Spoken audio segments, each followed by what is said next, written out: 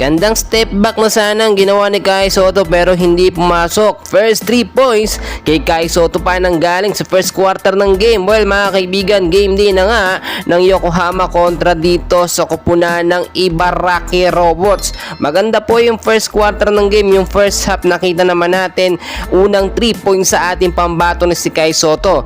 Medyo nasa kondisyon po ang mga kami ni Kai Sotto ngayon sa pagtira ng 3 mga kaibigan. Ilang beses din nag-attempt si Kai ng 3 points at pumasok doon yung isa sa first quarter ng game. Nakita naman natin malakas yung depensa mga kaibigan ng Ibaraki Robots. Kapag pupuntos pong Yokohama, agad-agaran pong bumabawi ang Ibaraki. Yun pong sistema nila na dapat bilisan nila dahil nga nakita naman natin yung kanilang import ay medyo napakalakas ng 3 points. Bibihira pong sumablay. Binabawian naman yan ng mga 3-pointer ng Yokohama.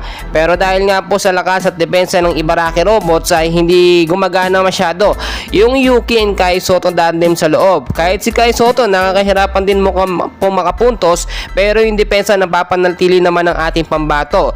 Well, pagdating nga po ng third quarter sa second half na tayo mga kaibigan, meron pa lamang si Kai Sotto na 10 points at 5 rebounds sa loob ng laban. Mga kaibigan, sa second half nga ng game, under 2 minutes sinalabas si Kai sa third quarter ng game para makapagpahinga.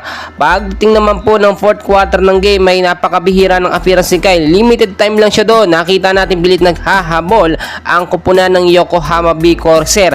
Under 6 minutes, lamang po ng 5 points ang Ibaraki Robots. Dahil nga po sa humihi ng depensa ng Yokohama kapag walang Kai Sotto ay agad-agaran nakakaangat ang score ng Ibaraki. Pero kung makikita nyo naman ay okay din. Maganda rin yung mga sistema ngayon na pinapakita ng Yokohama.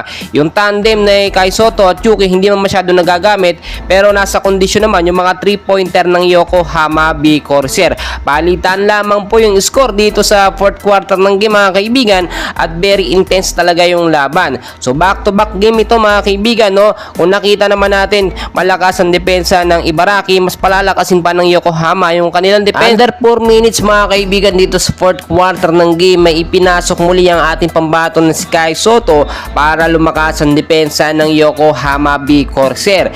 3 points pang hinahabol ng Yokohama under 4 minutes at nakita naman natin mas humigpit ang depensa dito ng Yokohama. So dikitan po talaga yung score at hindi natin mape-predict kung sino ang mananalo. Pero nakita nyo talaga medyo nagkaroon ng advantage dito. Ito nga pong Ibaraki Robot sa kanilang pagiging agresibo sa loob at nakita naman natin yung kanyang import, yung kanilang import ay napaka-aggressive din kumilos. Well, back to back game naman ito and for sure matindi at makakabawi pa sa mga susunod na laban ang ating mga pambato. Abangan natin and tuloy-tuloy lang suporta sa ating pambato na si Kai Sotto and please huwag kalimutan mag-like and subscribe for more Kai Sotto updates. Maraming salamat po sa inyong lahat.